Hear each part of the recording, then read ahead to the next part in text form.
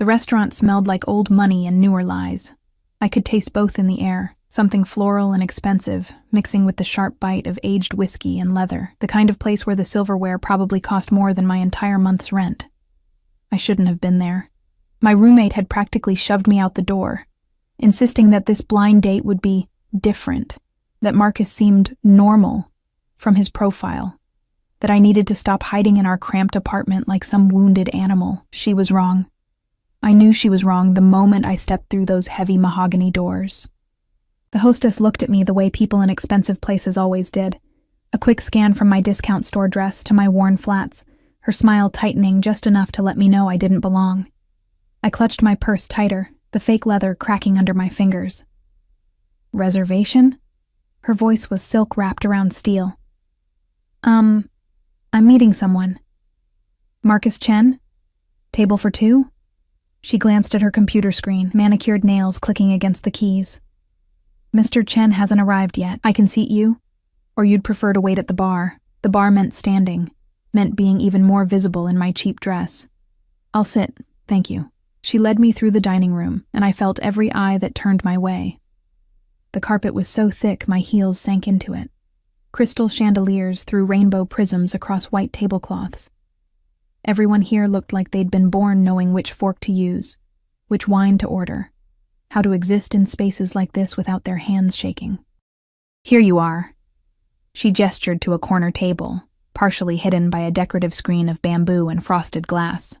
I slid into the chair, grateful for the semi-privacy. At least I could hide my nervousness here, could check my phone without feeling like the entire restaurant was watching me wait for a man who might not even show up. 20 minutes crawled by. I'd already read the menu 3 times, memorized the wine list I couldn't afford, and checked my phone so many times the battery dropped to 60%. The waiter had filled my water glass twice, his pity becoming more obvious with each visit. Marcus wasn't coming. Of course he wasn't. This was just like the last time and the time before that. Men took one look at me, tired eyes, clothes from clearance racks, the kind of exhaustion that came from working 2 jobs just to keep the lights on. And they found excuses. I was reaching for my purse, ready to slink out before the humiliation became completely unbearable when I saw him. Not Marcus. Definitely not Marcus. A man had entered through a private entrance I hadn't even noticed, flanked by 2 others in dark suits that screamed security. But it wasn't the guards that made my breath catch. It was him. He moved through the restaurant like he owned it, and maybe he did. Tall, broad-shouldered, with black hair swept back from a face that belonged in magazines or movies. Young, maybe early 30s, but carrying himself with the kind of confidence that had nothing to do with age and everything to do with power. His suit probably cost more than my car. His shoes were polished to a mirror shine. A watch caught the light on his wrist, and even from across the room, I could tell it was worth more than I'd make in a year. He said something to the hostess, who practically bowed. One of his guards scanned the room with the kind of alertness that made my spine prickle. These weren't just bodyguards. These were men who knew how to hurt people. I looked away quickly, focusing on my water glass. Men like that didn't notice women like me. I was furniture, wallpaper, part of the background noise of their expensive lives. But then I heard footsteps approaching. Heavy, confident, moving toward my little corner. Sorry I'm late. The voice wrapped around me like smoke, deep, accented with something I couldn't quite place. Mediterranean maybe, or Eastern European. It carried the kind of authority that made people straighten their spines without thinking. I looked up. He was standing at my table, not near it. At it.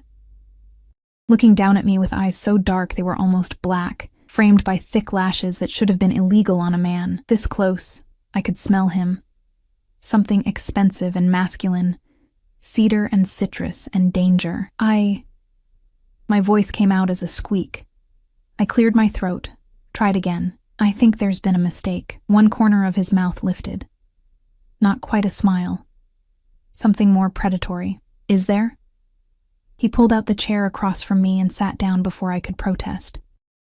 His movements were fluid, economical, like a panther deciding to rest. The 2 guards positioned themselves nearby, one by the decorative screen, one with a clear view of the entrance.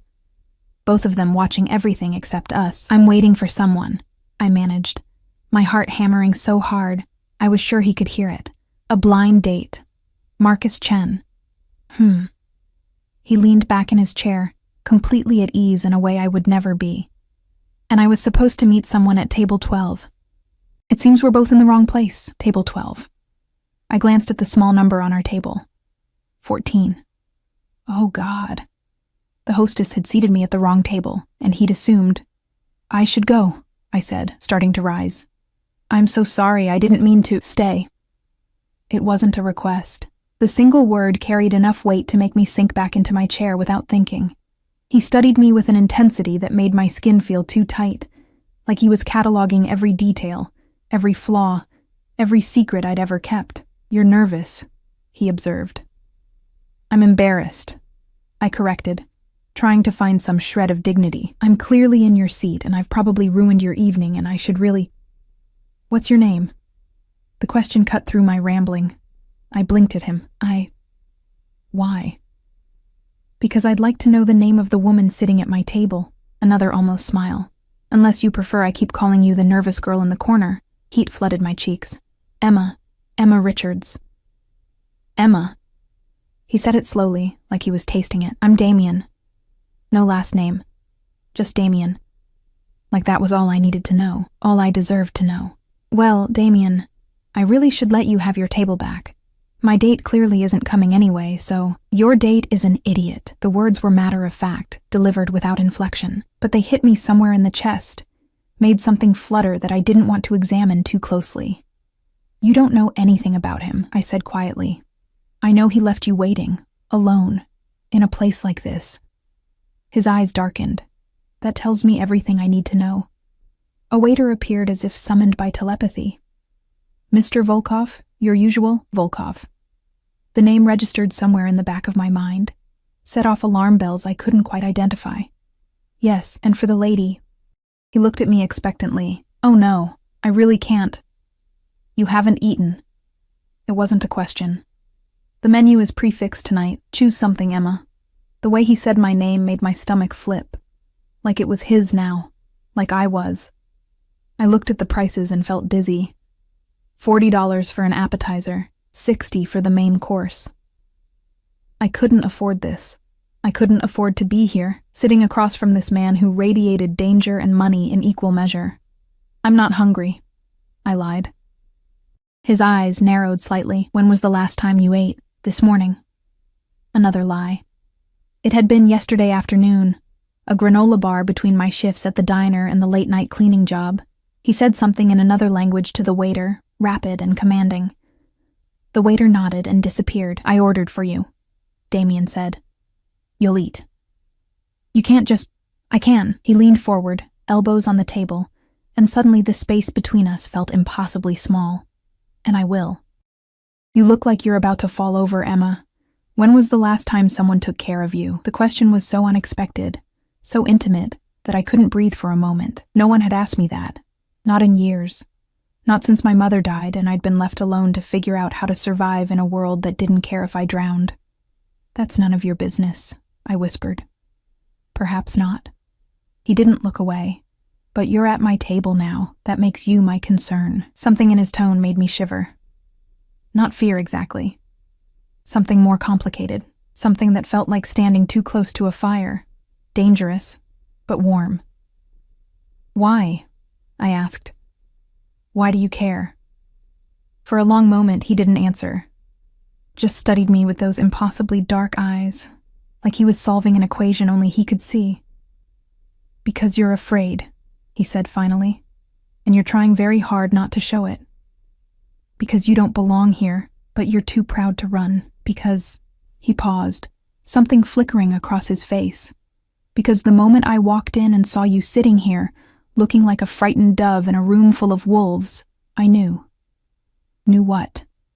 His smile this time was real, and it was terrifying. That you were mine. The words hung in the air between us, impossible and absolute. Before I could respond, before I could process what he'd just said, his phone buzzed. He glanced at it, his expression hardening. Excuse me for a moment. He stood, and one of the guards immediately stepped closer. They moved away toward the private entrance, heads bent in urgent conversation. I sat frozen, my hands trembling in my lap. That you were mine. What did that even mean? This was insane. I should leave. Should grab my purse and walk out and never look back. But I didn't move. The waiter returned with wine, something red and probably older than me, and began setting up our courses, scallops that looked like art. Bread that smelled like heaven. Each plate was more beautiful than the last. I shouldn't eat this. Shouldn't accept anything from a man named Volkov, who traveled with armed guards and said things like, "You were mine," with such casual certainty. But God, I was so hungry, and so tired of being hungry. Damien returned a few minutes later, his expression unreadable. He sat down and gestured to the food. "Eat, Emma." I picked up my fork. The scallops melted on my tongue, butter and salt, and something divine. I tried not to moan. He watched me eat with an intensity that should have been uncomfortable, but somehow wasn't, like my pleasure pleased him, like feeding me satisfied something primal in him. "Better?" he asked when I'd finished the appetizer. "Yes," I admitted. "Thank you." "You work 2 jobs. Again, not a question. I froze. "How did you—" "Your hands." He nodded toward them. "Rough from cleaning products, but you also have a name-tag tan line on your shirt from something you wore earlier today, and the way you looked at the prices—" He shrugged. "You're exhausted, underfed, and probably haven't had a night off in months." I should have been angry at his presumption. Instead, I felt naked, seen. "I do what I have to do," I said quietly. "And your date?" "Marcus. What does he do?" "I don't know. We'd never actually met before tonight. It was a blind date set up by a friend." Something dark crossed Damien's face. "You agreed to meet a stranger alone in an expensive restaurant. I was supposed to be safe here," I defended. "It's a public place and—" "Public means nothing," his voice dropped. "Do you have any idea how dangerous that is? How easily someone could—" He cut himself off, jaw clenching. "You don't know this, Marcus. Don't know his intentions, his connections, whether he's safe. And you're safe?" The words came out before I could stop them. His smile was razor-sharp. "No, Emma, I'm not safe at all. But at least I'm honest about it." The main course arrived. Lamb so tender it fell off the bone. Vegetables that tasted like they'd been grown in heaven's garden. I tried to eat slowly, tried to maintain some dignity, but it was impossible. Real food, good food. After so long surviving on ramen and hope. "Why are you really here?" I asked between bites. "You obviously weren't expecting to find me at your table." "Business dinner," he said vaguely. "Someone who wanted to discuss partnerships. But he's not coming either." "How do you know?" His smile was cold. "Because 20 minutes ago, he learned what happens to people who waste my time." The temperature in our little corner seemed to drop 10 degrees. I set down my fork, my appetite suddenly vanishing. "What do you do, Damien?" I asked carefully. "For a living?" "I solve problems." He took a sip of wine, watching me over the rim of his glass. "And I collect things." "What kind of things?" "Beautiful things, rare things, things that don't know their own worth." His eyes never left mine, things that need protection. My heart was racing again, but for different reasons now. Every instinct I had was screaming at me to leave, to run, to get away from this man who looked at me like I was something to be acquired. But another part of me, a part I didn't recognize and didn't trust, wanted to stay. Wanted to know what it felt like to be protected instead of perpetually afraid. To be valuable to someone, even if that someone was dangerous. "I should go," I said, but I didn't move. "You should," he agreed, "but you won't." "Why not?" He set down his glass and leaned forward again, close enough that I could see gold flecks in those dark eyes. "Because you're curious. Because for the first time in years, you feel something other than tired. Because, you know—" He reached across the table, his fingers brushing my hand. The touch was electric. "That walking away from this table means going back to your life. Working yourself to death for people who don't appreciate you. Being invisible. Being alone. And staying means what?" My voice was barely a whisper. "Staying means letting me take care of you." His thumb traced small circles on my wrist, finding my racing pulse. Means accepting that you walked into my life tonight, sat at my table and became mine. Means understanding that I don't let go of what's mine, Emma. Ever. You're insane. But I didn't pull my hand away. Perhaps. He smiled. Or perhaps I simply know what I want when I see it. You don't even know me. I know enough. I know you're strong enough to work yourself to exhaustion, but too proud to ask for help. I know you showed up tonight despite being terrified, because you're brave underneath all that fear. I know you deserve better than cheap dates and cheaper men who don't have the decency to show up. His grip on my wrist tightened just slightly. And I know that if I let you walk out of here tonight, I'll regret it for the rest of my life. The words should have sounded like a line, like manipulation, like every red flag relationship therapists warned about. But the way he said them, with such absolute certainty, such raw possession, made them feel like a promise or a threat. Maybe both. This is crazy, I breathed. Yes. He didn't deny it. But answer me this, Emma. If you leave right now, go back to your apartment, your 2 jobs, your exhaustion, will you regret it? Will you lie awake wondering what would have happened if you'd been brave enough to stay? I would. God help me, I would. The waiter appeared with dessert, something chocolate and sinful. Damien released my wrist, but his eyes never left my face.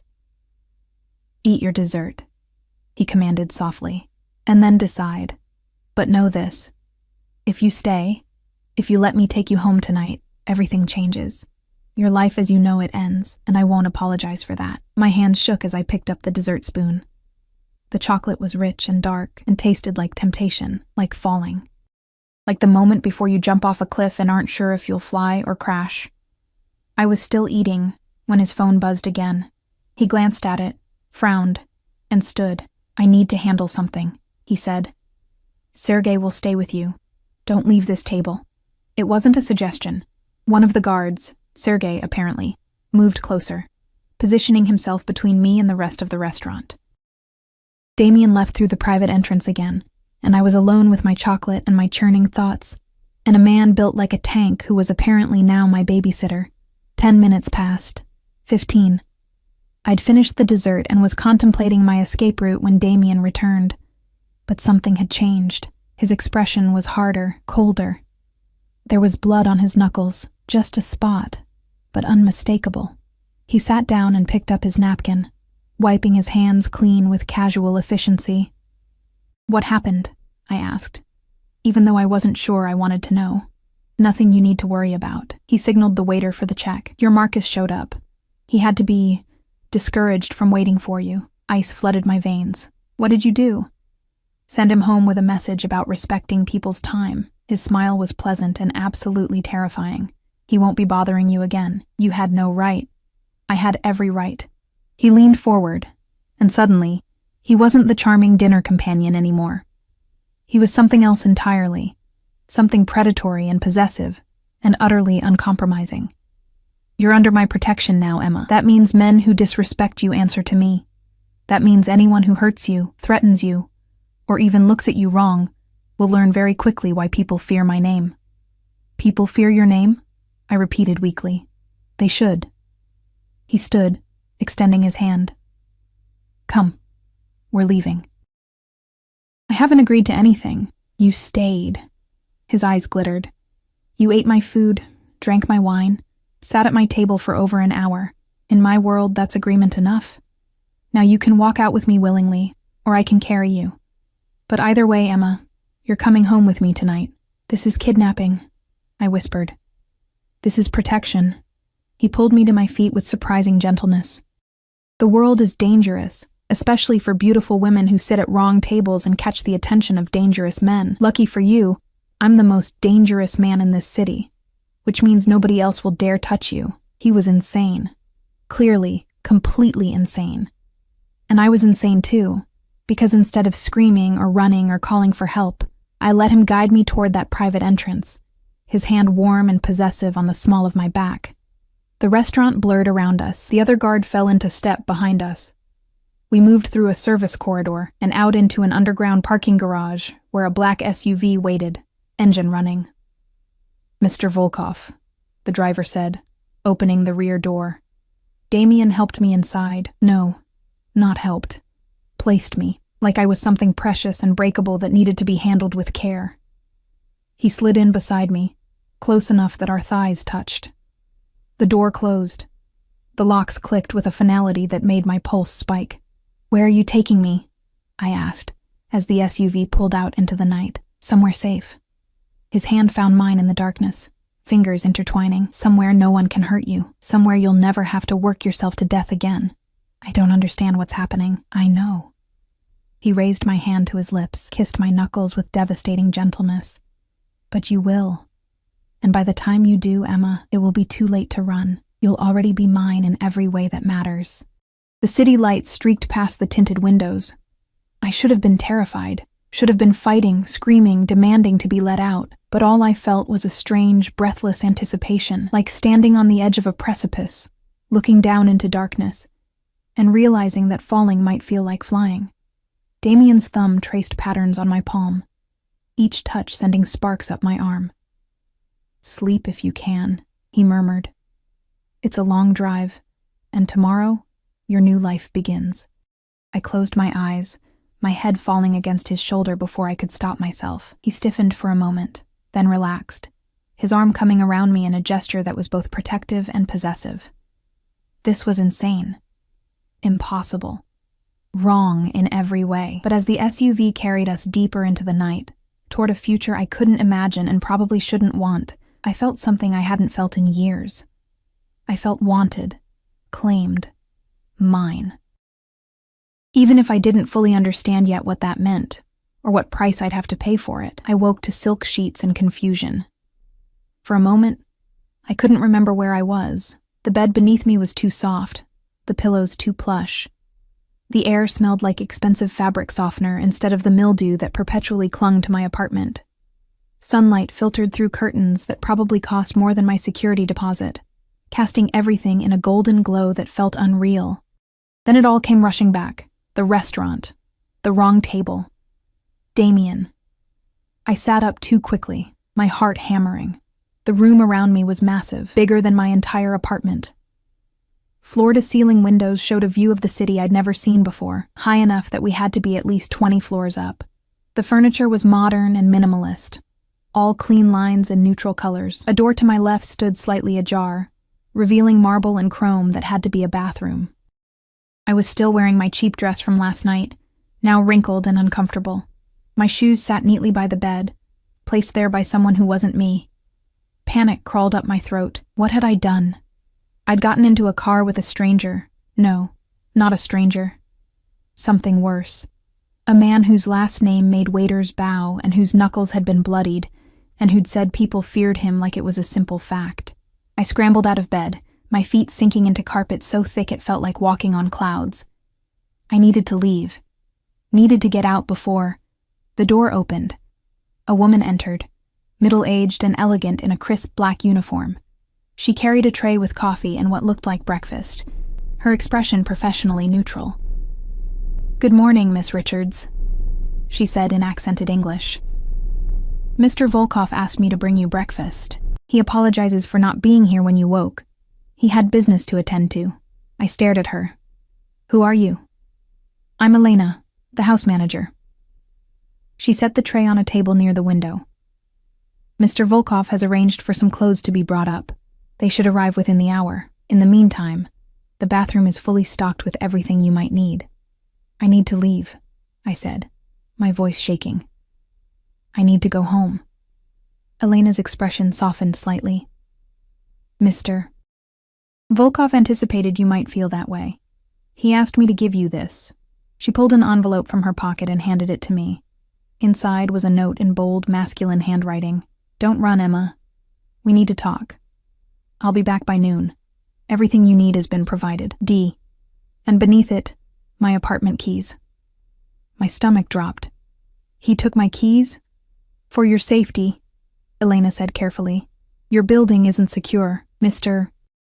Volkov had your locks changed this morning and posted security at your door. Your roommate has been informed that you're safe and will explain the situation when you're ready. This couldn't be happening. This was insane. I'd been here less than 12 hours and he'd already taken over my life. changed my locks, invaded my privacy. He had no right, I whispered. Elena didn't respond to that. Instead, she gestured to the breakfast. Please eat, Miss Richards. You'll feel better with food in your stomach. She left before I could argue, the door closing with a soft click. I stood in the middle of that enormous room, my hands shaking, trying to process what was happening. He'd kidnapped me. That's what this was. Dressed it up in silk sheets and expensive breakfast, but it was still kidnapping. I should call the police, should scream, should do something other than stand here feeling strangely cared for. The coffee smelled incredible. My stomach growled, reminding me that the chocolate dessert last night was the only real meal I'd had in days. The tray held eggs Benedict, fresh fruit, pastries that looked like they came from a bakery that charged by the vowel. I sat down and ate, because I was too hungry not to. Because maybe on a full stomach I could think clearly, could figure out how to escape this golden cage. The eggs were perfect. The coffee was heaven. Everything tasted like it had been prepared by someone who actually knew what they were doing, unlike the burnt toast and instant coffee that comprised my usual breakfast. I was halfway through a croissant when the door opened again. Not Elena this time. Damien. He looked different in daylight, still devastatingly handsome, but somehow more real. His suit was different from last night. Charcoal gray this time, perfectly tailored. His hair was slightly damp like he'd recently showered. He carried himself with that same predatory grace, but there was something else in his eyes as they found me. Something almost uncertain. You're eating, he said, and he sounded relieved. Good. You changed my locks. I set down the croissant, my appetite vanishing. You went to my apartment without my permission and changed my locks. I also paid your rent for the next 6 months and settled your credit card debts. He moved further into the room, closing the door behind him. Your landlord was happy to accept my offer.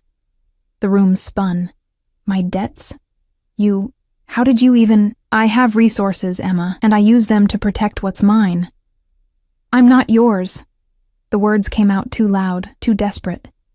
You can't just decide that and expect me to go along with it, can't I? He moved closer, each step deliberate. You're here, aren't you? You ate my food, slept in my bed, accepted my protection. At what point does it stop being kidnapping and start being salvation? I stood, backing away from him until I hit the window. This is insane. You're insane. I don't even know you. Then let me tell you. He stopped a few feet away, giving me space, but not enough. Never enough. My name is Damien Volkov. I'm 32 years old. I was born in Moscow but raised in a dozen different cities as my father built his empire. I speak 6 languages.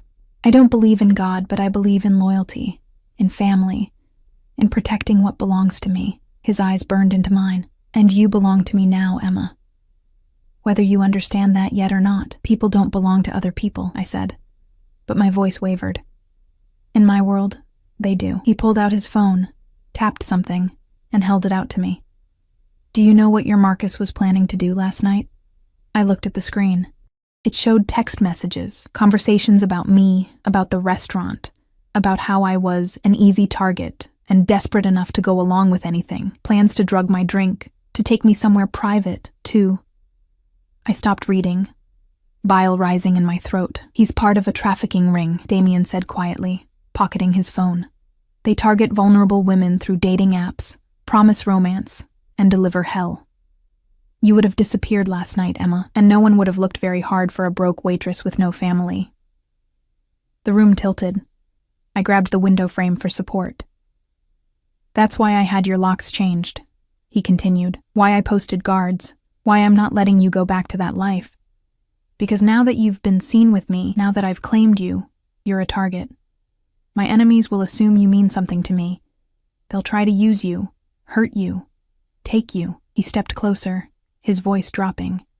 And I will burn this city to the ground before I let that happen. So I'm a prisoner, I whispered. No. You're protected. He reached out, his hand cupping my cheek with surprising gentleness. There's a difference. I don't see one. Then let me show you. His thumb brushed my cheekbone. Stay here today. Let me prove to you that this isn't a cage, that this is a sanctuary, that I can give you everything you've been denying yourself while you worked yourself to death for scraps. And if I still want to leave, something dark flickered in his eyes. Then we'll discuss it. But give me today, Emma. One day to show you what your life could be. I should have said no. Should have demanded he take me home immediately, locks changed or not. But I looked into those dark eyes and saw something that terrified me more than his threats or his guards or his blood-stained knuckles.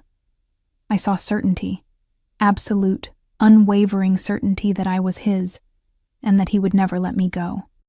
And God help me. Part of me wanted to surrender to it.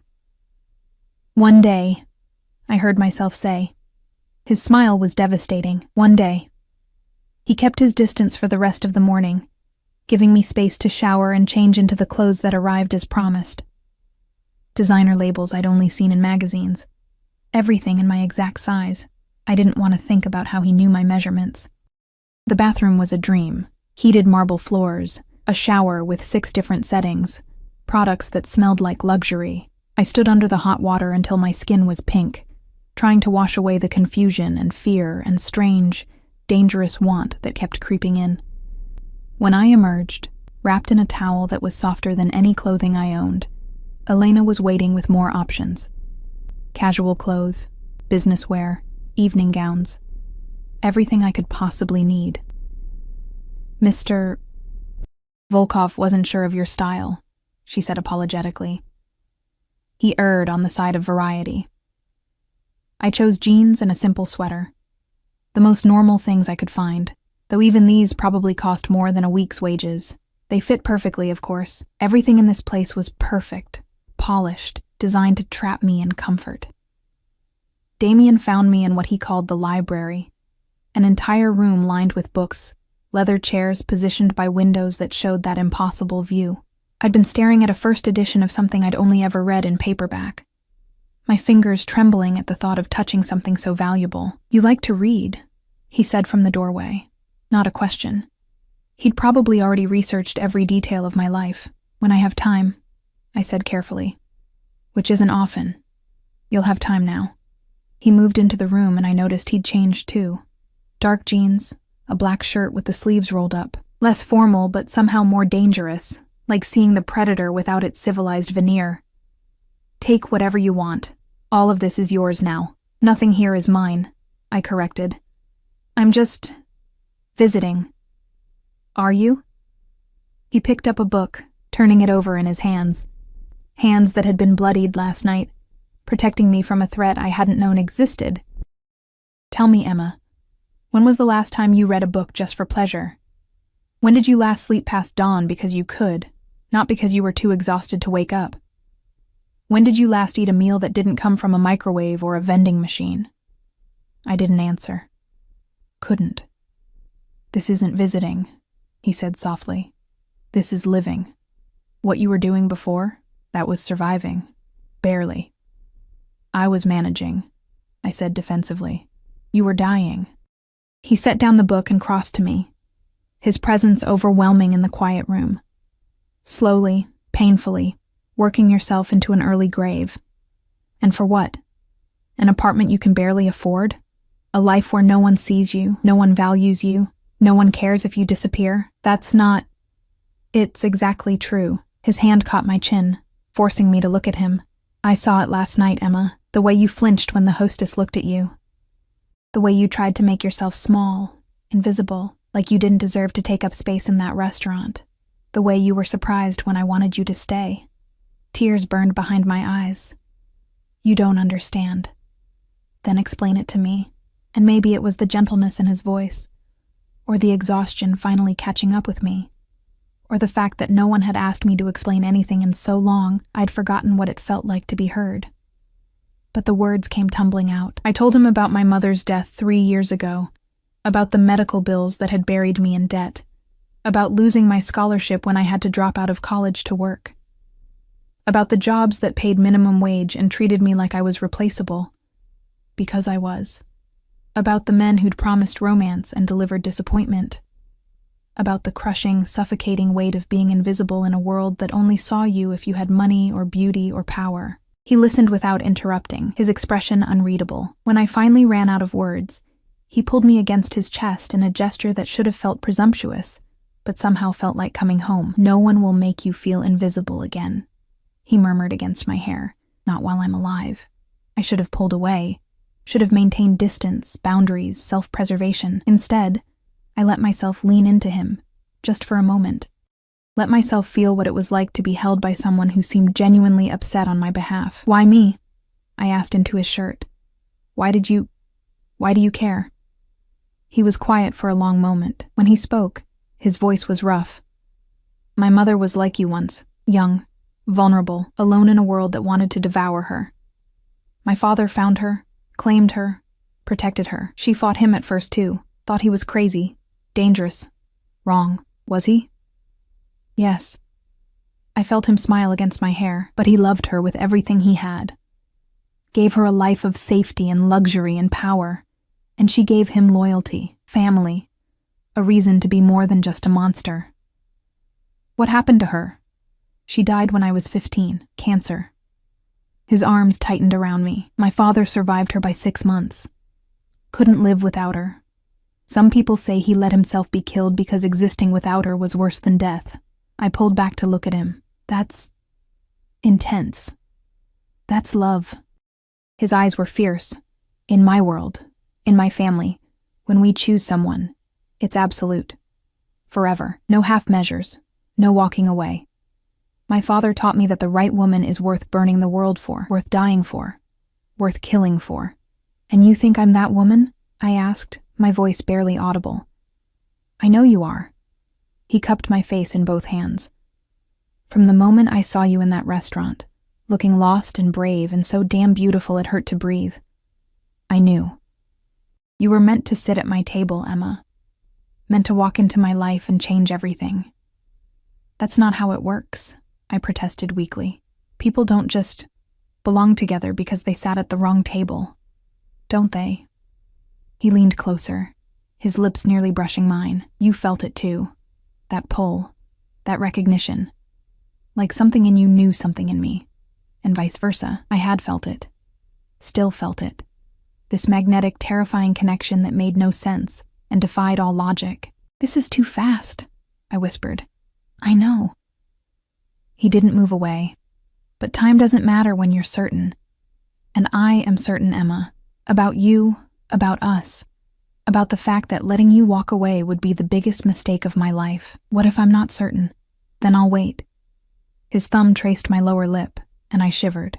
"I'll wait, and I'll prove myself. And I'll show you every day that you made the right choice by staying. But I won't let you go. I won't let you return to a life that was killing you. I won't risk losing you to men like Marcus, or poverty, or despair. That's not your decision to make, isn't it?" His smile was sharp. "I made it the moment I sat down at your table and decided you were mine.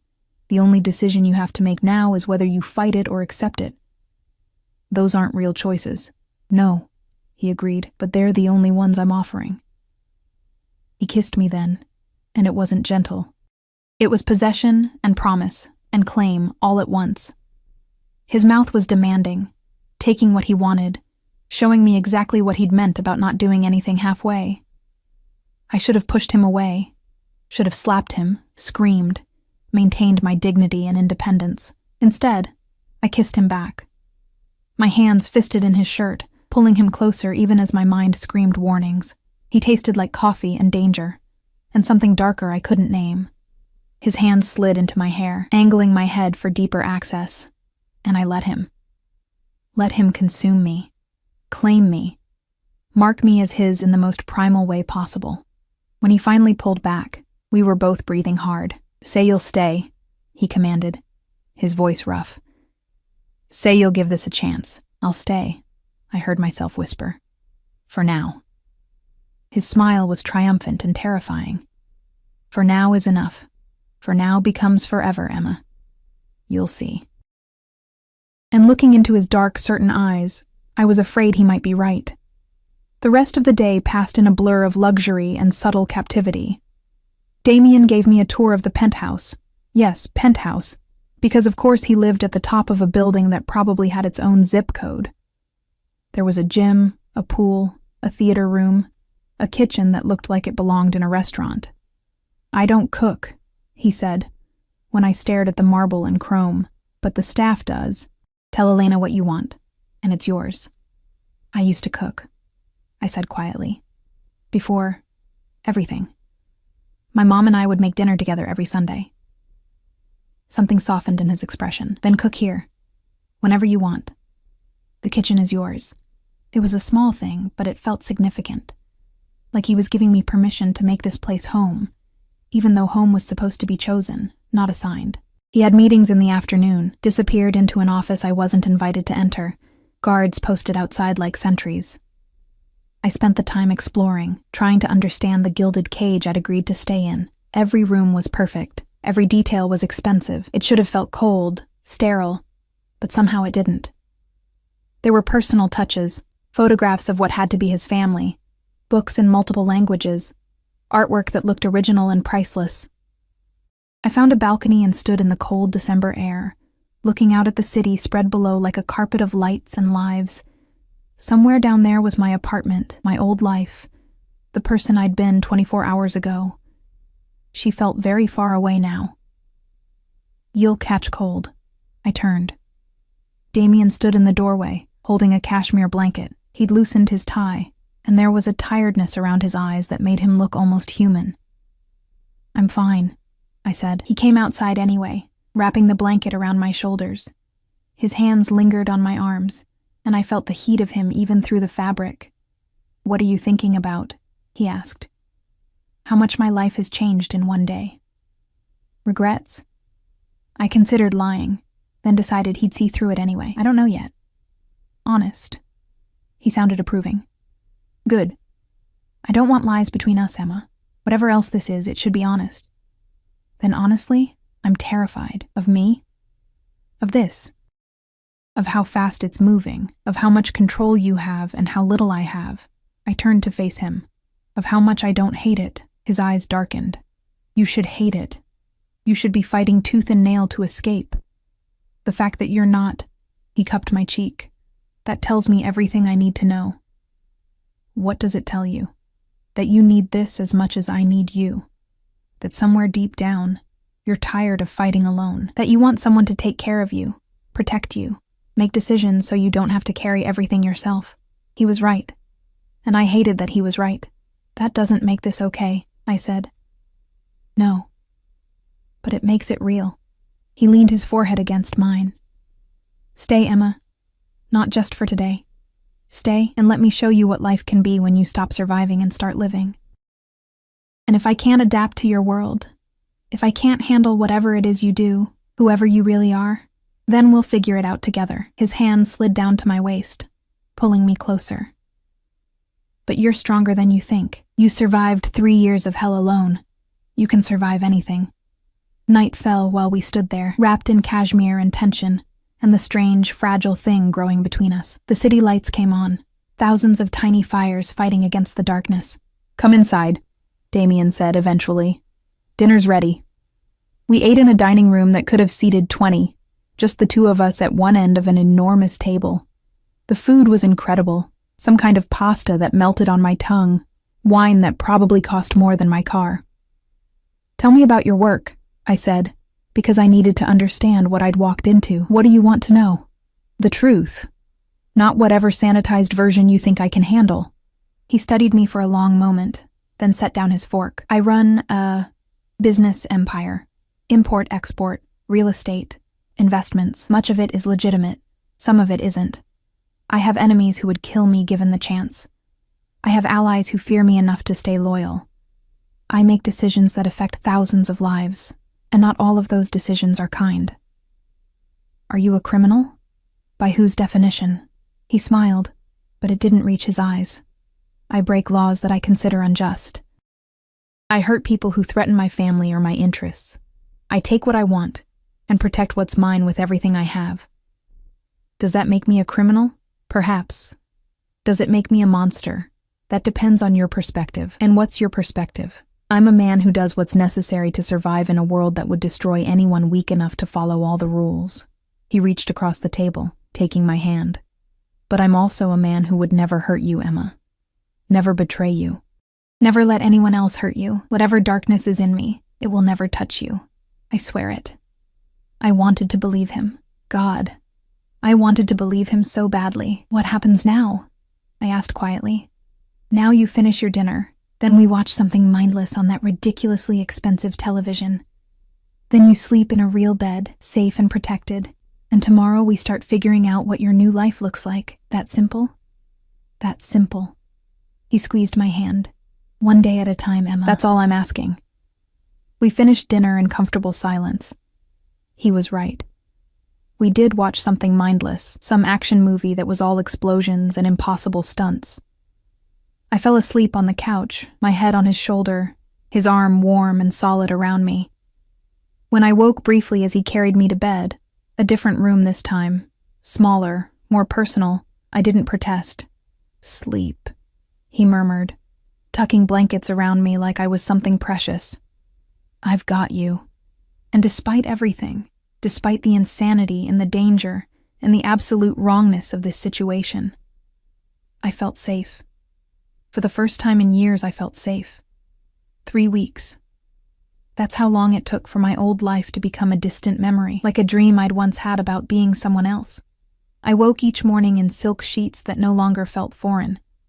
I drank coffee that Elena brought with a smile that had become genuine instead of professional. I wore clothes that fit perfectly, because Damien had an eye for detail that bordered on obsessive. And every evening, I waited for him to come home from whatever dangerous business occupied his days. My heart doing something complicated in my chest when I heard his key in the lock.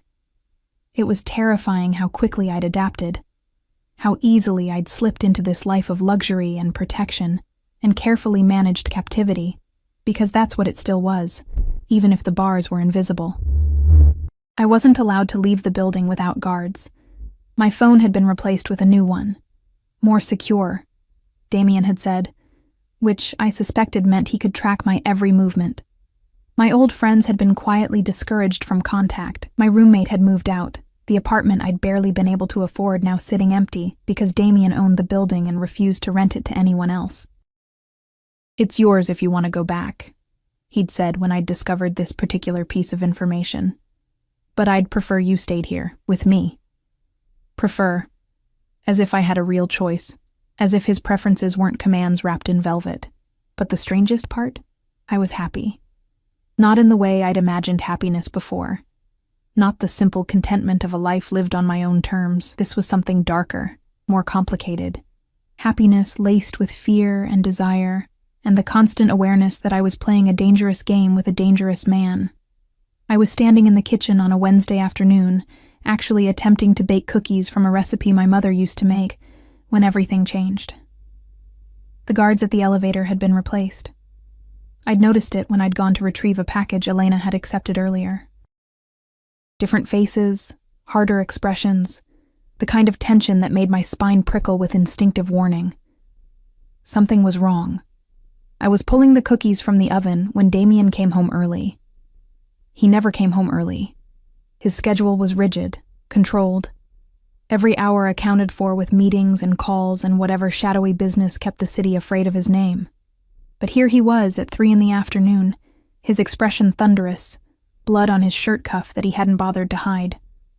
"Pack a bag," he said without preamble. "We're leaving." My hands froze on the oven mitts. "What? Why?" "Because I said so." His voice was hard, the gentleness I'd grown accustomed to completely absent. "Now, Emma.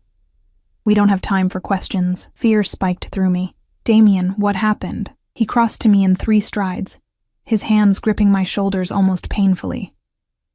"Someone made a move against me. A stupid, desperate move, but dangerous nonetheless. This building is secure, but I'm not taking chances with your safety.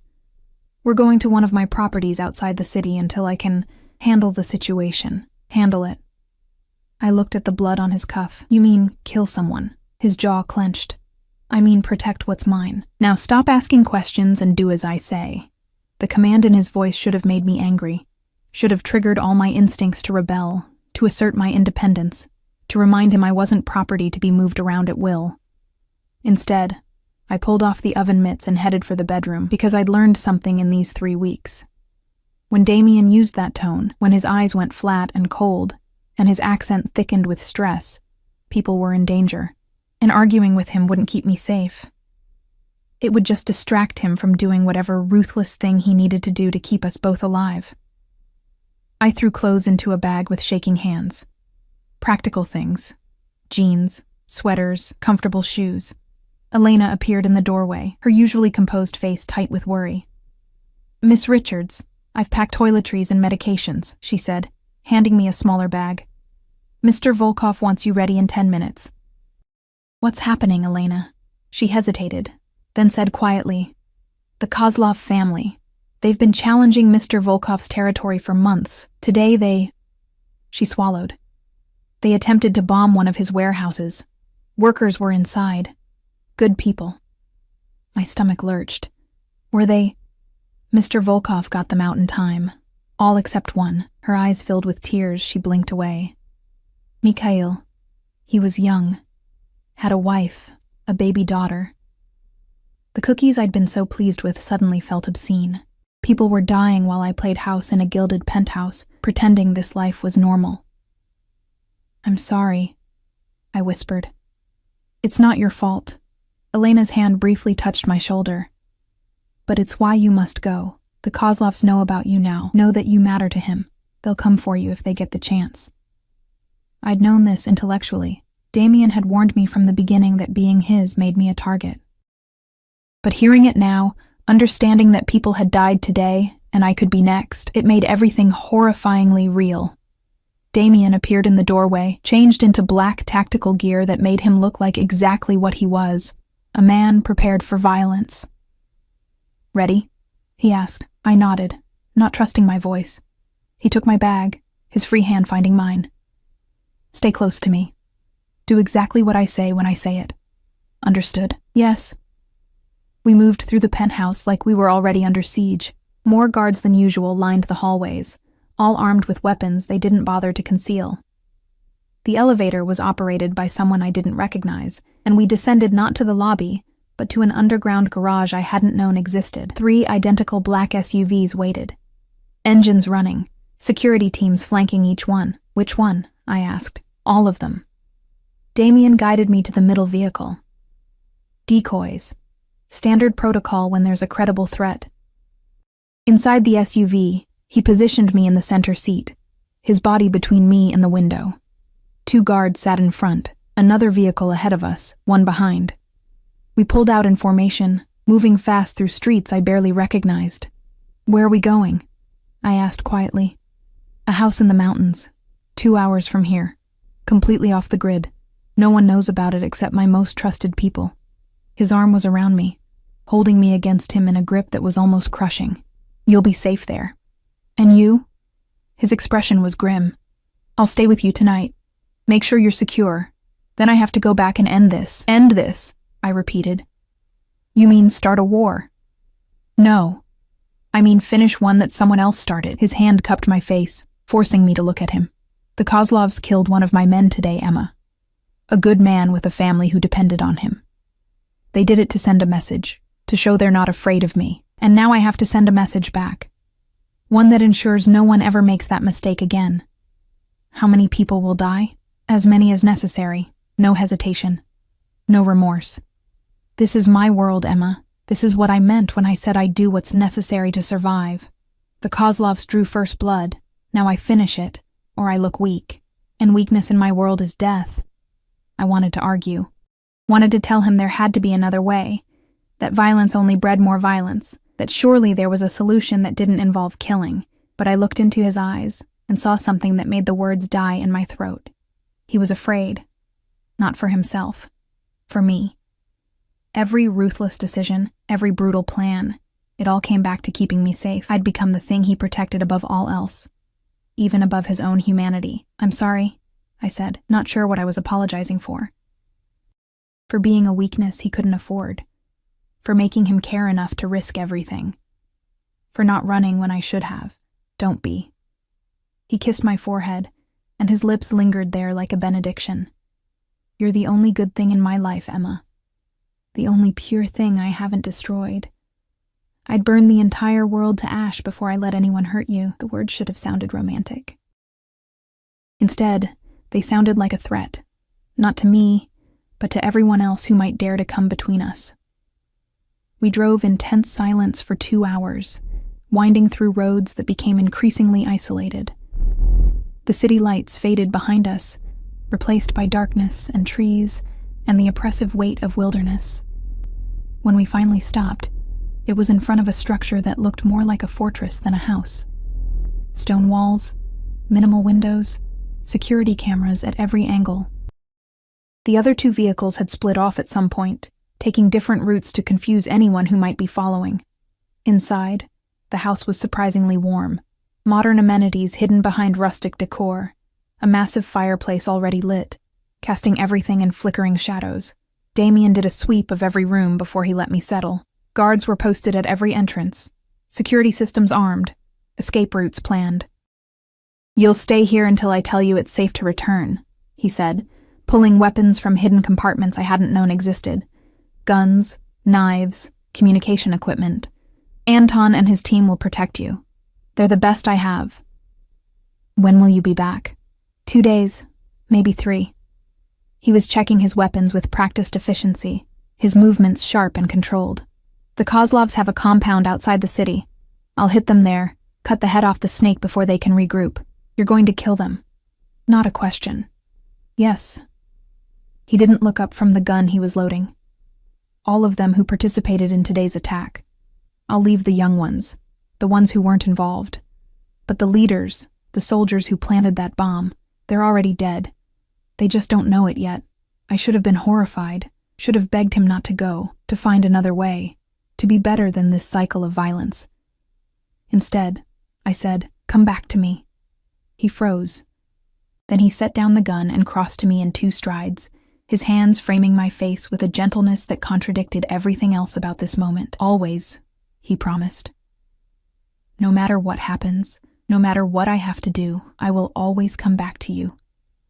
He kissed me then, and it tasted like goodbye and desperation, and something that might have been love if we'd met in a different world, under different circumstances. When he pulled back, his eyes were dark with something I couldn't name. "I need you to understand something," he said quietly. "What I'm about to do, it's brutal, merciless, the kind of thing that will make the news, make people afraid, make my enemies think twice before they ever threaten what's mine again. And when I come back to you, I'll have blood on my hands that won't wash off. I'll be the monster people whisper about in dark corners." "I know," I whispered. "And you're still going to be here when I get back?" He sounded almost vulnerable. "You're not going to look at me differently, see me as the killer I am?" I thought about lying, about saying the right thing, the thing he wanted to hear, but he'd asked for honesty between us, so I gave him truth. "I don't know," I admitted. "I don't know how I'll feel when you come back covered in blood and death. I don't know if I can live with loving a man who solves problems with violence. But I know," I took a shaky breath, "I know that I'll be here, because walking away from you scares me more than staying, because I've already fallen too far to climb back out. Because you're right. I am yours. Even if I don't fully understand what that means yet." His expression shifted through a dozen emotions. Relief, possession, something that looked almost like pain. "You said love," he murmured. Had I?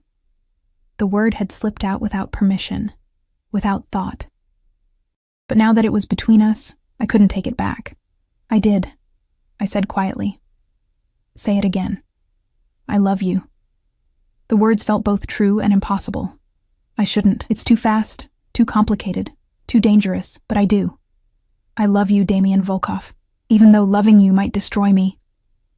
He kissed me again, harder this time, claiming and possessive and desperate. His hands were in my hair, on my waist, everywhere at once, like he was trying to memorize the feel of me before he left. When we finally broke apart, both breathing hard, he rested his forehead against mine. "I love you too," he said roughly. More than I've ever loved anything. More than power or money or survival. You've become my reason, Emma, the thing I fight for, the thing I'd die for, the only thing that makes this brutal, bloody life worth living. We stood there in the firelight, holding each other like the world was ending. And maybe it was. For him. For the Kozlovs. For everyone caught in the crossfire of his revenge. But in that moment, we were safe. Together. Loved. Even if that love was as dangerous as it was real. Damien left an hour later, armed and armored and terrifying in his cold focus. I watched from the window as his SUV disappeared down the dark mountain road, taking him toward violence I didn't want to imagine. The house felt enormous without him. Anton and his team were professional ghosts, present but invisible, giving me space while never letting me truly be alone. I tried to sleep but couldn't, tried to read but the words blurred, tried to do anything except think about what Damien was doing, who he was hurting, how much blood would stain his hands before this was over. The first news report came at dawn. I was in the kitchen, pretending to eat breakfast, when Anton's phone buzzed. He glanced at it, his expression carefully neutral, but I saw the tension in his shoulders. "What is it?" I asked. He hesitated, then turned his phone so I could see. "Massacre at Kozlov compound," the headline screamed. "Entire crime family wiped out in coordinated attack. Police investigating links to rival organizations." There were photos, blurred and taken from a distance but clear enough. Bodies, fire, destruction, the kind of violence that would dominate news cycles for weeks.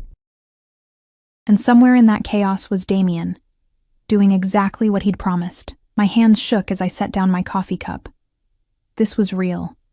Not some abstract concept of danger, but actual death and destruction carried out by the man I'd just told I loved. Is he... I couldn't finish the question. "Safe," Anton said quietly. "I received confirmation 20 minutes ago. Mr. Volkov and his team are en route to a secondary location. He wanted you to know he's unharmed." Relief flooded through me, followed immediately by guilt. Damien was safe, but how many others weren't? How many families were waking up to the news that someone they loved had died in the night? The rational part of me knew they weren't innocent, knew they'd participated in violence themselves, had killed Mikhail and who knows how many others. The Kozlovs had chosen this life, accepted these risks. But the part of me that was still Emma Richards, former college student and waitress who'd believed in good and evil as distinct concepts, that part of me was horrified. I spent the day in a fog, moving through the house like a ghost. The news kept updating, body counts, speculation, interviews with experts who knew nothing about the real world Damien inhabited. By evening, the death toll was up to 15. 15 people, gone, because they'd threatened me. I was in the library, staring at a book I wasn't reading, when I heard vehicles approaching. My heart leapt, then stuttered when I realized it wasn't just one vehicle. It was multiple, moving fast, tires screaming on the gravel drive. Anton appeared in the doorway, gun drawn, his face grim. "Miss Richards, we need to move you to the safe room, now." "What's happening?" The Kozlovs had a contingency plan. He was already pulling me toward a wall that I suddenly realized wasn't a wall at all, but a hidden door. A second team we didn't know about, they're here. Terror shot through me, but Damien said, I know what he said, but we missed something, and now they're at the gate. He shoved me through the doorway into a small reinforced room. "Stay here.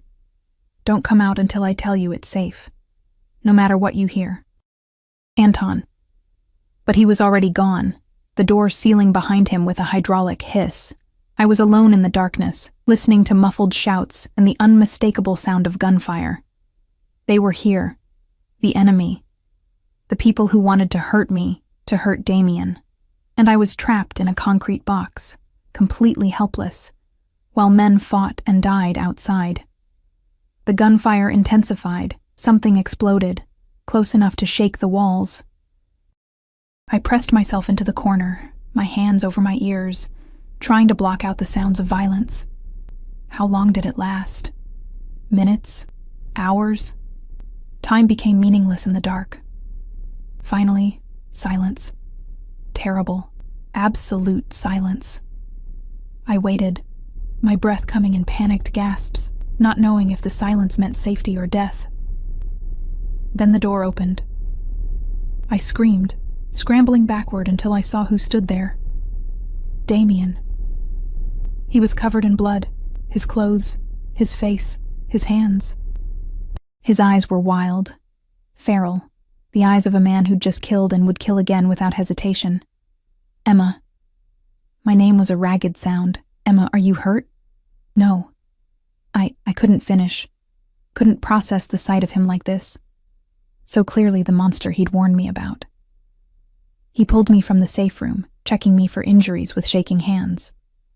I got here as fast as I could when Anton called, said they'd found this location. His voice broke. I thought I'd lost you. I'm fine. I'm okay.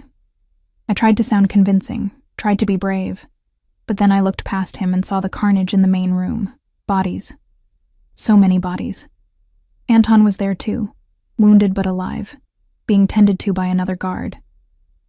This was my fault. All of this death and violence and destruction. It all came back to me. To Damien's obsession with protecting what he'd claimed as his. How many? I asked numbly. Emma, how many people died tonight? Here, at the compound? Because of me? His jaw clenched. 23 total. 8 here. 15 at the Kozlov compound, plus their leader, who I saved for last. His eyes were hard. I made him watch his empire burn before I ended him. Made sure he understood exactly why he was dying.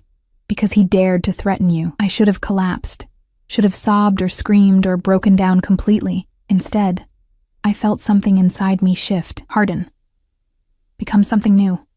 I'd chosen this. Chosen him. And that meant accepting all of it. The violence, the blood, the brutal reality of loving a man who solved problems with death. Take me home, I said quietly. Take me back to the city. Emma, I said take me home, Damien. I met his eyes. You were right. I am yours. And if that means living with this, with what you do and who you are, then that's what I'll do. But I can't do it here, in this house where people just died protecting me. Take me home. Something in his expression cracked. Relief and gratitude and love so intense it was almost frightening. Okay, he said hoarsely. Okay, we'll go home. He wrapped a coat around me. Mine was inside, unreachable past the bodies, and led me to his SUV. The drive back was silent, his hand gripping mine so tightly it hurt. But I didn't pull away, because I'd made my choice, and there was no going back now. The penthouse felt different when we returned. Not physically. Everything was exactly as we'd left it, pristine and untouched. But something had shifted in the air, in the space between Damien and me, in the very foundation of whatever this relationship had become. I'd seen the truth now, not the sanitized version he'd tried to protect me from, but the raw, brutal reality of his world. Blood and death and the kind of violence that made headlines. And I'd chosen to come back anyway. That choice changed everything. Damien was quieter in the days that followed. Watchful. Like he was waiting for me to break, to finally realize what I'd gotten myself into and run screaming. His guards were everywhere now, visible, armed, constantly alert. The building had become a fortress, and I was the treasure they were all protecting. It should have felt suffocating. Instead, it felt necessary, because the nightmares had started. Every night, I woke gasping, the sound of gunfire echoing in my ears. The image of bodies burned into my mind. And every night, Damien was there, pulling me against his chest, murmuring in Russian until the terror subsided enough for me to breathe. I'm sorry, he said one night, his voice rough in the darkness. I'm so fucking sorry, Emma. You shouldn't have seen that. Shouldn't have been anywhere near it. But I was. I whispered against his shoulder, and I can't unsee it. I know. His arms tightened around me. If I could take it back, shield you from all of it, I would. But I can't. This is who I am. This is my world. And now it's yours too. I chose it, I reminded him. Reminded myself. Did you? Or did I take away all your other options until choosing me was the only thing left? I pulled back to look at him. Even in the darkness, I could see the self-loathing in his eyes, the guilt that ate at him despite all his talk of necessity and survival. You gave me a choice that night in the restaurant, I said quietly. Stay or go. I stayed. Everything that came after, yes. You were controlling and possessive, and you made decisions for me. But I could have fought harder, could have demanded you let me go, could have called the police, my friends, anyone. I cupped his face. I didn't. Because some part of me wanted this. Wanted you. Wanted to be claimed and protected and loved by someone who would burn the world for me. That's not healthy, Emma. No, it's not. I kissed him softly. But it's honest. And you said you wanted honesty between us. He crushed me against him then, his face buried in my hair, his breathing ragged. I don't deserve you. Probably not. But you have me anyway. We made love that night with a desperation we hadn't felt before, like we were both trying to prove something.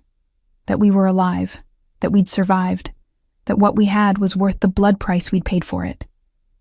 His hands were gentle despite the violence they'd committed. His kisses were reverent despite the death on his conscience. And when he whispered my name like a prayer, I answered with his like an absolution. Afterward, lying tangled in silk sheets, his fingers tracing lazy patterns on my spine, he said, I need to tell you something. My stomach tightened. Nothing good ever followed those words. Okay. The Kozlovs weren't the only threat. They were just the most immediate. He sat up, pulling me with him, so we were facing each other in the darkness. My world has layers, Emma. Enemies I've made over years of building my empire. Rivals who see any weakness as an opportunity. And you. He touched my face. You're both my greatest strength and my greatest weakness now. So, what are you saying? I'm saying that what happened at the mountain house won't be the last time someone tries to use you against me. I'm saying that this life, our life, will always have this element of danger, always. His eyes were intense, and I need to know if you can live with that. Really live with it. Not just survive it, but accept it as the price of being with me. I thought about lying, about saying yes immediately, about being brave and strong and everything he needed me to be, but honesty. We'd promised honesty. I don't know, I admitted. 3 weeks ago, I was a waitress worried about rent and student loans. Now I'm... what? A mob boss's girlfriend? His prisoner? His obsession? I laughed, but it came out bitter. I don't even know what to call myself in your world. You're mine, he said simply. That's all that matters. Not the labels, not the definitions, just that you belong to me and I belong to you. And if that's not enough, if I wake up one day and realize I can't do this anymore, his expression went cold, then we'll have a problem. A problem. I studied him. Would you let me go? The silence stretched between us, heavy with unspoken truths. No, he finally said. I wouldn't. I can't. You're too deep in my world now, Emma. You know too much. You've seen too much, and more than that. His hand slid to the back of my neck, possessive and gentle at once. I love you too much to let you walk away. Even if you hate me for it. I should have been terrified, should have recognized this for the toxic, dangerous obsession it was. Instead, I felt something settle in my chest. A strange kind of peace. Because at least it was honest. At least he wasn't pretending this was a fairy tale where I could leave whenever I wanted. He was showing me exactly what this was. A beautiful, brutal cage that I'd walked into willingly and would never walk out of. Then I guess I better learn to live with it, I said quietly. His relief was palpable. I'll make it worth it. I swear to you, Emma. I'll give you everything you could ever want. Everything except freedom, and if all I want is you, then you already have everything. He kissed me again, sealing the twisted bargain we'd just made. And somewhere in the back of my mind, I heard my old self screaming warnings I chose to ignore. Life settled into a new rhythm after that night. Damien took steps to integrate me into his world properly, not just as the woman who lived in his penthouse, but as someone who belonged there, someone who mattered. First came the meetings with his inner circle. Men who'd known him for years, who'd fought beside him, who controlled various pieces of his empire. They looked at me with undisguised curiosity at first, trying to figure out what made me special. What hold I had over a man who'd never shown interest in a serious relationship before. Victor was the first to warm up to me. Damien's second in command, a bear of a man with scars on his face, and surprising gentleness in his eyes when he spoke about his own wife and children. "You're good for him," he told me one afternoon when Damien was handling a crisis in another room. "I've known him 15 years, and I've never seen him care about anything beyond power and revenge. But you've made him human again." "I'm not sure that's a good thing," I said. In this world, it's everything." He leaned forward, his expression serious. "A man with nothing to lose is dangerous. But a man with something to protect? He's unstoppable. You've given Damien a reason to build instead of just destroy. Don't underestimate the power of that."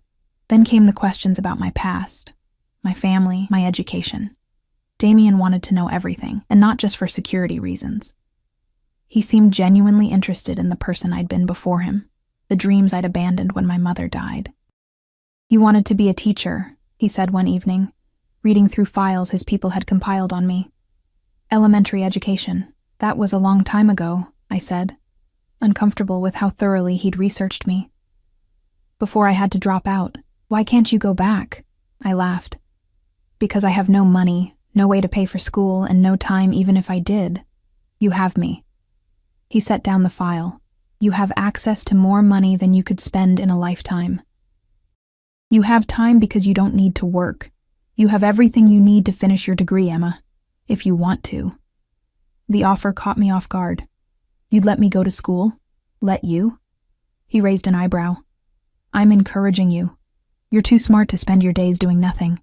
And having a purpose, something that's yours, will make this life easier to bear." It was a surprisingly thoughtful gesture from a man who'd kidnapped me and refused to let me leave. But that was Damien, a constant contradiction of brutality and tenderness, control and care. I enrolled in online classes the following week. Nothing that required me to physically attend a campus. Damien's paranoia wouldn't allow that, but enough to feel like I was reclaiming some piece of my old dreams. The studying gave me something to focus on besides the violence that occasionally erupted around us. Because it did erupt. Damien's world was never truly peaceful. There were nights when he came home covered in blood that wasn't his, mornings when I'd overhear phone conversations about shipments and territories and people who'd been handled, afternoons when strange men would visit the penthouse, and I'd be asked to stay in the bedroom until they left. But there were also quiet moments. Sunday mornings when he'd make me breakfast, badly, but with such concentration that I didn't have the heart to complain. Evenings when we'd curl up on the couch and he'd help me study, his knowledge of history and literature surprisingly extensive. Nights when he'd hold me and tell me stories about his childhood in Moscow, about his parents' legendary love story, about the family he'd lost, and the empire he'd built from their ashes. I was falling deeper in love with him, and that terrified me almost as much as the violence did. 3 months after the Kozlov massacre, something unexpected happened. I was studying at the kitchen table when Elena rushed in, her face pale. "Miss Richards, there's someone here to see you. She says she's your aunt." My aunt.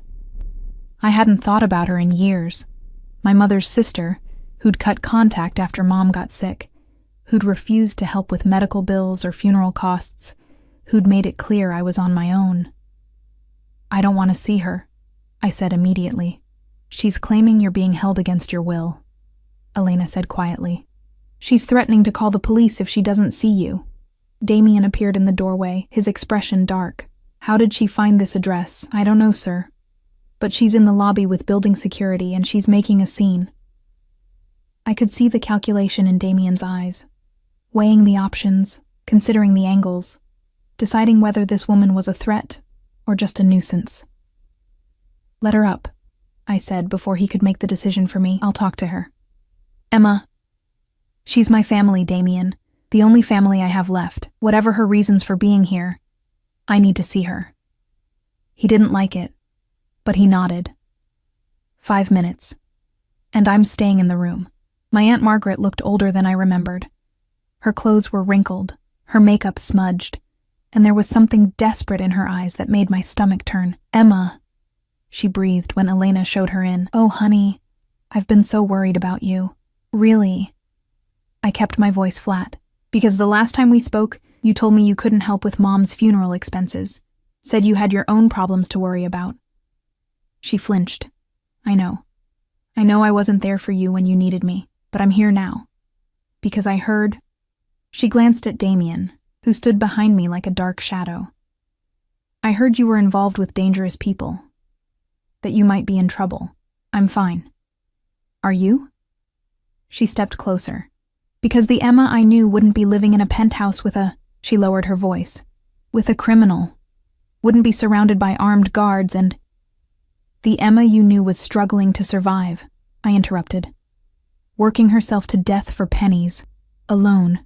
Invisible. Is that really the life you want me to go back to?" "It's better than this." Her voice rose. "Better than being some gangster's pet, locked up in a golden cage. That's enough." Damien's voice cut through the room like a blade. "You've had your 5 minutes. Time to leave." But Margaret wasn't finished. She pulled something from her purse, a phone, screen already showing a news article. "Do you know what he did, Emma? The Kozlov massacre? 23 people dead in one night. And you're living with the monster who ordered it." The words hung in the air. I could feel Damien tense behind me, waiting to see how I'd react. "I know exactly what he did," I said quietly. "And why he did it. Those people tried to kill me, Aunt Margaret. They bombed a warehouse, murdered an innocent man, and came after me because I mattered to Damien. He protected me. He eliminated the threat, and yes, it was brutal and violent and everything you're thinking, but I'm alive because of it. That doesn't make it right, right?" I laughed, and it came out harsh. "You want to talk about right? Where were you when Mom was dying, when I was drowning in medical bills and funeral costs and student loans? Where was your sense of family responsibility then?" I stepped closer to her. "You didn't care about me until you thought you could profit from my situation somehow. So tell me, what do you really want? Money? Is that why you're here?" Her face flushed. "How dare you? How much?" Damien's voice was cold. "How much to make you disappear and never contact Emma again?" Margaret's mouth opened, closed, opened again. "I don't..." "Everyone has a price." He pulled out his phone. "Name yours." The desperation in her eyes was answer enough. She wasn't here out of concern. She was here because she'd somehow learned about Damien's wealth and saw an opportunity. 50,000, she whispered. "Just to help me get back on my feet. That's all." Damien laughed. A cold, cruel sound. "You think your niece's peace of mind is worth 50,000? That's insulting." He tapped something on his phone. 100,000. Wired to your account right now. In exchange, you sign papers saying you will never contact Emma again, never claim any relationship with her, never speak about her to anyone, ever. Break this agreement and I'll know, and you don't want to know what happens then. Margaret's hands shook as she stared at the phone. 100,000? Take it or leave it. You have 10 seconds to decide. I'll take it. The words tumbled out. I'll sign whatever you want. Damien gestured to Elena, who'd been standing quietly in the corner. Get the papers. Our legal team has them ready. Of course they did. He'd anticipated this somehow, prepared for it like he prepared for everything. 15 minutes later, Margaret was gone. $100,000 richer and legally prohibited from ever being part of my life again. I stood at the window, watching the street below, feeling strangely empty. I'm sorry, Damien said quietly behind me. For what? Buying off my only living relative? I turned to face him.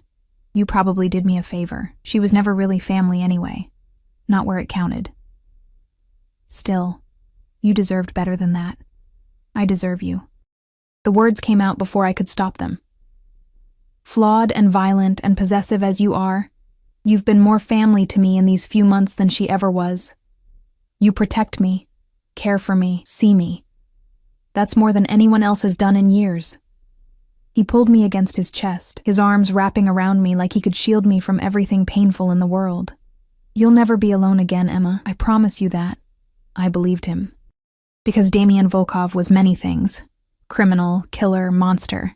But he kept his promises, even the dangerous ones. That night, lying in bed with Damien's heartbeat steady under my ear, I realized something fundamental had shifted. I wasn't pretending anymore, wasn't telling myself this was temporary, that I'd eventually find a way back to my old life. That life was gone, burned away by the man who held me like I was his most precious possession. And I was okay with that. More than okay. I was happy. It was a twisted, complicated, morally questionable happiness, but it was real. "What are you thinking about?" Damien murmured, his fingers tracing patterns on my shoulder. "How much I've changed," I admitted. 3 months ago, I would have been horrified by everything about this life. The violence, the control, the way you've taken over every aspect of my existence. But now I can't imagine being anywhere else. With anyone else. I propped myself up to look at him. Does that make me broken? That I've adapted so quickly to something that should terrify me? "It makes you a survivor." His hand cupped my face. "You've spent your whole life adapting to circumstances beyond your control. This is no different. You're doing what you need to do to survive. Except this time, survival looks like silk sheets and security instead of minimum wage and exhaustion." "Is that all this is? Survival?" "No." His thumb brushed my cheek. "This is love. Complicated, messy, probably unhealthy love. But love nonetheless. Probably unhealthy?" I laughed. "Damien, this is the textbook definition of an unhealthy relationship. And yet you're smiling." I was. Despite everything, despite the blood and the violence and the moral compromises I'd made, I was genuinely happy. "I love you," I said. "Even though I probably shouldn't, I love you," he replied. "Even though I definitely don't deserve you." We fell asleep like that, wrapped around each other, two broken people who'd found something twisted and beautiful in each other's damage. And somewhere in the city below, in the world Damien ruled with blood and fear, his enemies were plotting, his empire was shifting, his future was uncertain. But in that moment, in that bed, with the woman he'd claimed as his own finally accepting her place at his side, he had everything that mattered. 6 months after sitting at the wrong table, I stood in front of a mirror wearing a wedding dress that cost more than my mother's entire medical treatment. The irony wasn't lost on me. The dress was stunning, ivory silk that flowed like water, delicate lace at the shoulders, a train that seemed to go on forever. My hair had been styled by someone who probably charged more per hour than I used to make in a week. Diamonds glittered at my throat and ears, gifts from Damien that came with their own security detail. I looked like a princess, felt like a prisoner playing dress-up. "You're beautiful, Miss Richards," Elena said softly, adjusting my veil. "Mr. Volkov won't be able to breathe when he sees you. Miss Richards. In a few hours, I'd be Mrs. Volkov. Emma Volkov. The name of a woman who'd chosen to marry a monster because she'd fallen in love with the man underneath. The wedding had been Damien's idea, of course. Sprung on me 2 months ago with the same absolute certainty he brought to everything else in his life. "Marry me," he'd said. Not a question. Never a question with him. "Why?" I'd asked, genuinely curious. "We're already living together. I'm already yours in every way that matters. What difference does a piece of paper make?" His answer had been simple and devastating. "Because I want the world to know you're mine. Because I want legal claim to you in every jurisdiction that recognizes marriage. Because when my enemies look at you, I want them to see not just my woman, but my wife. And because..." He'd paused, something vulnerable flickering in his eyes. "Because you deserve to be more than just the woman I keep in my penthouse. You deserve my name, my ring, my vows. You deserve everything, Emma." I'd said yes. Not because I felt I had a choice. Though by then, I'd learned that I did have choices, just different ones than before, but because I wanted it, wanted to be bound to him in every way possible, legal and otherwise, wanted to stop pretending that what we had was temporary or could be walked away from. The ceremony was small, just his inner circle and a handful of people I'd met through my online classes, who'd become something like friends. No one from my past life. Margaret was long gone, bought off and legally forbidden from contact. My old roommate had moved on, probably grateful to be free of my drama. There was no one left who remembered the old Emma, the girl who'd worked 2 jobs and dreamed of something better. That girl had died in an expensive restaurant 6 months ago, been reborn as someone new, someone harder, someone who could love a killer and sleep peacefully beside him. The venue was one of Damien's properties, a restored mansion outside the city, surrounded by enough security to protect a head of state. Because that's what this was, really. Not just a wedding, but a statement, a declaration that Emma Richards had become Emma Volkov, and that anyone who threatened her would face the full weight of his empire. I heard a knock on the door. Victor's voice came through. "It's time, Emma." Elena gave my hand a squeeze before leaving. I stood alone for a moment, staring at my reflection, trying to recognize the woman looking back at me. She was beautiful, polished, expensive, everything the old Emma had never been. But her eyes still held traces of the girl who'd sat at the wrong table and accidentally changed her entire life. Victor was waiting in the hallway, looking uncomfortable in his formal suit. "You look beautiful," he said gruffly. "Damien's a lucky man." "Am I lucky?" I asked quietly. He considered this seriously. "That depends on what you value, Emma.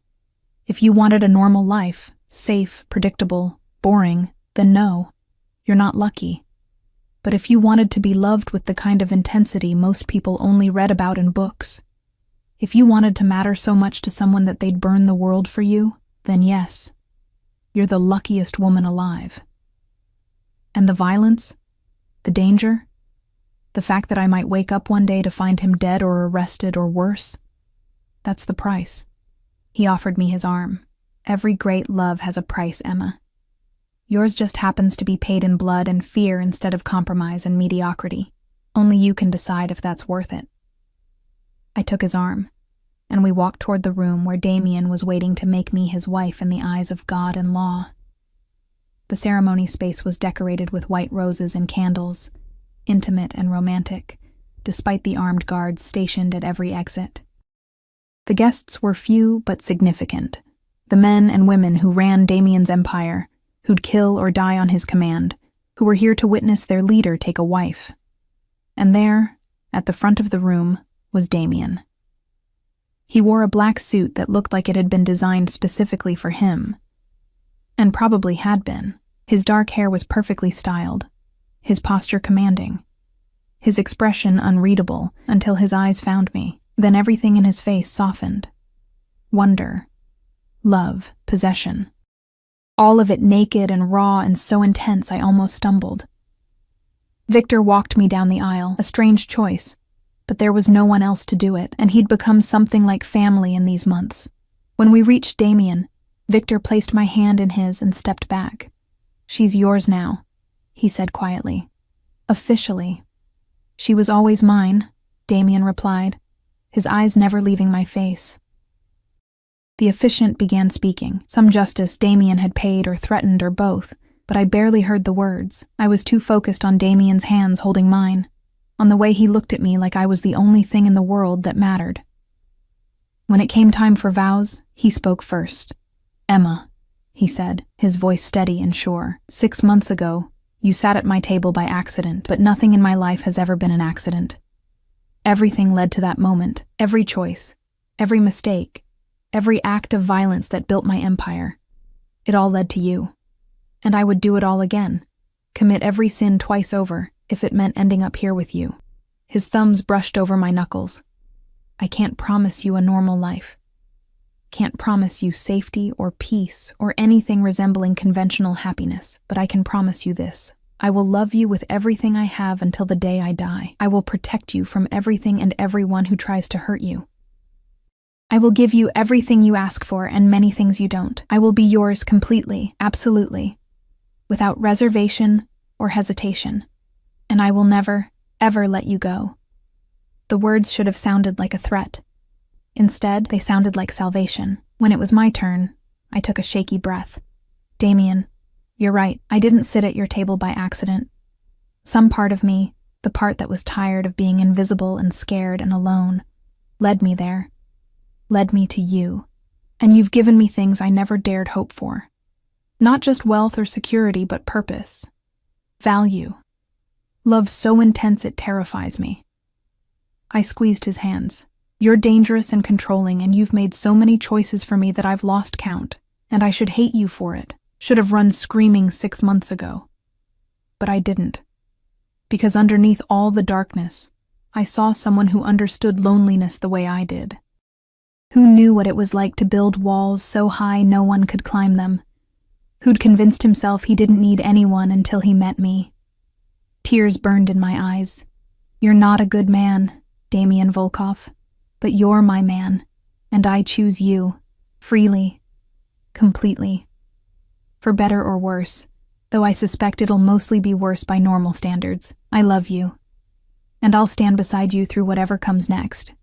His expression cracked, and for just a moment, I saw the vulnerability he worked so hard to hide, the fear that I'd wake up one day and regret this choice, that I'd realize what I'd given up for him. But I wouldn't. I knew that now with absolute certainty. The officiant pronounced us married. Damien's kiss was claiming and tender at once, a promise and a seal. When we pulled apart, the small crowd applauded, but I barely heard them.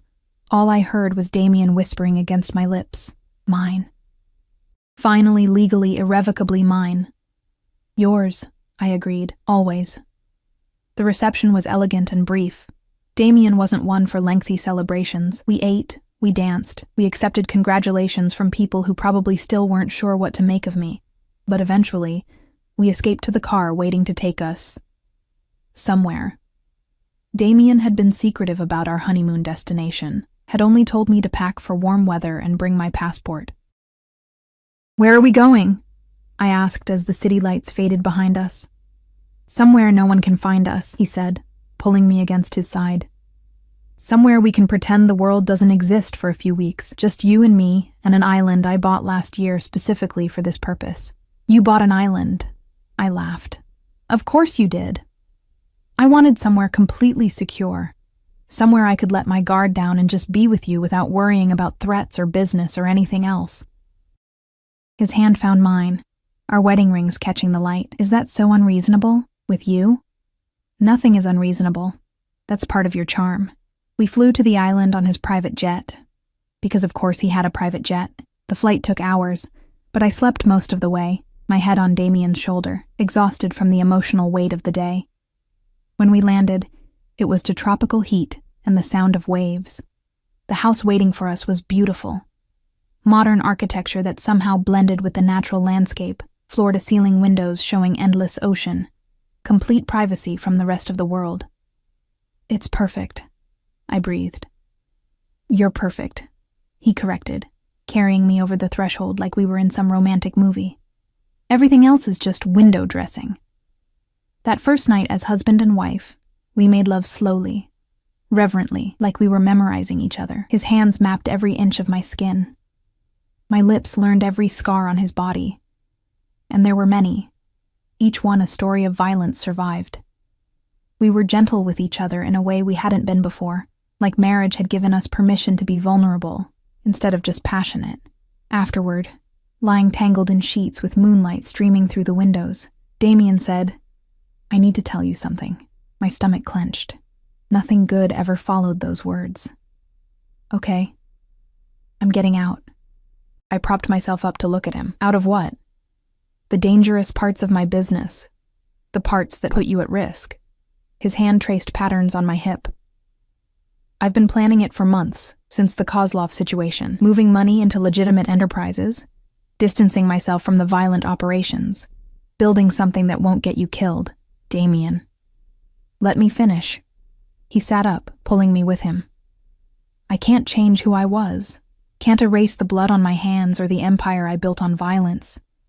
But I can change who I become, for you.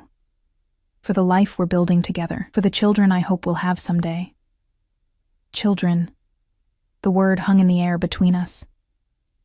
"You want children?" I asked carefully. "I want everything with you, Emma. A real marriage, not just a legal arrangement. A family. A future that's more than just surviving each threat as it comes." His eyes were intense. "I want to be better than my father was. Want to give my children a life where they don't have to watch their mother die young from the stress of this world. Where they don't have to become monsters to survive." I thought about what that would mean, raising children in this world, even a sanitized version of it. Teaching them about their father's past, about the violence that had built their privileged life. wondering if they'd be safe, if Damien's enemies would ever truly let him go. "It's risky," I said quietly. "Everything about us is risky." He cupped my face. "But I think we're worth the risk, don't you?" I did. God help me, I did. "Then yes," I said. "Yes to children and futures and building something real. Yes to all of it." His smile was devastating. "Thank you." "For what?" "For seeing past what I am to what I could be. For loving me anyway. For sitting at the wrong table and changing my life completely." I kissed him, pouring everything I felt into it, love and fear and hope and acceptance all tangled together. We spent 2 weeks on that island, and they were the most peaceful weeks of my life. No guards hovering, no business calls interrupting dinners, no violence lurking at the edges, just Damien and me, learning how to be married, how to exist together without the constant threat of danger. He taught me to swim in the ocean. I'd never learned as a child. I taught him to cook simple meals. He'd relied on staff his entire life. We talked about everything and nothing, filling in the gaps in each other's knowledge, building the foundation of something that felt almost normal, almost, because we both knew it couldn't last forever. Eventually, we'd have to return to reality, to the city and his empire and all the complications we'd temporarily escaped. But we had these 2 weeks, and we made them count. On our last night on the island, we sat on the beach watching the sunset, my back against his chest, his arms wrapped around me. "Scared?" he asked quietly. "Terrified," I admitted. "Not of going back exactly, but of what comes next, of whether you can really leave that life behind, of whether your enemies will let you. They won't have a choice." His grip tightened. "I've spent 6 months quietly transferring power, delegating the dangerous operations to Victor and others I trust. By the time we get back, I'll be mostly legitimate, still wealthy, still powerful, but no longer directly involved in anything that could blow back on you." "Mostly legitimate," I smiled despite my fear. "That's probably the best I could hope for with you." "It is," he agreed without shame. "But it's enough. It has to be enough." We flew back to the city the next morning, and I felt the weight of reality settling back on my shoulders as the island disappeared behind us. The real world was waiting, with all its complications and dangers and difficult choices, but I was ready for it, because I wasn't the girl who'd walked into that restaurant 6 months ago. I was stronger now, harder, more capable of surviving in Damien's world. I was Emma Volkov, and that name meant something. 3 months later, I stood in the bathroom of our penthouse, staring at a pregnancy test with shaking hands. Positive. I'd suspected for a few weeks. The nausea, the exhaustion, the way certain smells made me want to vomit. But seeing it confirmed in plastic and chemicals made it real in a way nothing else could. I was pregnant, carrying Damien's child, about to bring a new life into this complicated, dangerous, beautiful world we'd built together. The door opened. Damien stood there, still in his suit from whatever business meeting he'd just come from, his expression shifting from concern to understanding as he saw what I held.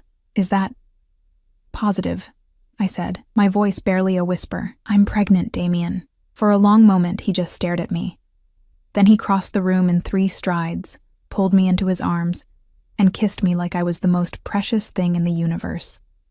"I love you," he murmured against my hair. "I love you so much, Emma. Thank you. Thank you for this, for staying, for giving me everything I never knew I needed." "Are you happy?" I asked, needing to hear it. Happy doesn't begin to cover it. He pulled back to look at me, and his eyes were wet. "You've given me a future, Emma, a reason to be better than I was, a family to build and protect and love. You've given me everything." And looking at him, this dangerous, violent, impossibly loving man, I realized I felt the same way. I'd sat at the wrong table 6 months ago, met a man I shouldn't have met, made choices I shouldn't have made, accepted a life I shouldn't have accepted. But somehow, impossibly, I'd ended up exactly where I belonged, in the arms of a monster who loved me like I was his salvation. Carrying his child, building a future that was complicated and dangerous, and absolutely perfectly mine. "I love you," I said. "Even though you're controlling and possessive and you probably kidnapped me." "Definitely kidnapped you," he agreed with a smile. "Best decision I ever made." Worst decision I ever made, I countered. But also the best. He kissed me again, one hand moving to rest on my still flat stomach where our child grew. We're going to be good at this. The family thing. The normal thing. We're never going to be normal, Damien. No, he agreed, but we'll be us. And that's better. Epilogue. 2 years later, I stood in the doorway of the nursery, watching Damien rock our daughter to sleep. Anastasia, named after his mother, had his dark hair and my eyes, and she'd wrapped him completely around her tiny finger from the moment she was born. She's asleep, I said softly. He looked up, his expression so tender it made my heart ache. 5 more minutes, I smiled, leaning against the doorframe. This was my life now. Not perfect, not normal, but mine. Damien had kept his promise, moved away from the violent parts of his empire, built something safer for our family. There were still guards, still security measures, still traces of the world he'd come from. But the immediate danger had faded. He'd become the man he'd promised he would be. Not a saint. He'd never be that, but a father who loved fiercely, a husband who protected completely, a man who'd chosen family over empire. And I'd become someone I never imagined I could be. Strong enough to survive in his world, brave enough to build a life in it, wise enough to know that love didn't have to be perfect to be real. Finally, Damien laid Anastasia in her crib, kissed her forehead, and came to me. His arms wrapped around me from behind as we both watched our daughter sleep. "Any regrets?" he asked quietly. "About sitting at the wrong table? About staying when I should have run? About marrying you and having your child and building this insane life together?" I turned in his arms to look at him. "Not a single one." "Good." He kissed me softly. "Because you're stuck with me forever, Emma Volkov." "I know," I said. "That's exactly what I'm counting on." We stood there in the doorway, watching our daughter sleep, and I thought about the girl I'd been 2 years ago. Tired, scared, invisible, working herself to death for scraps. She'd walked into a restaurant and sat at the wrong table, and found everything she'd never known she wanted.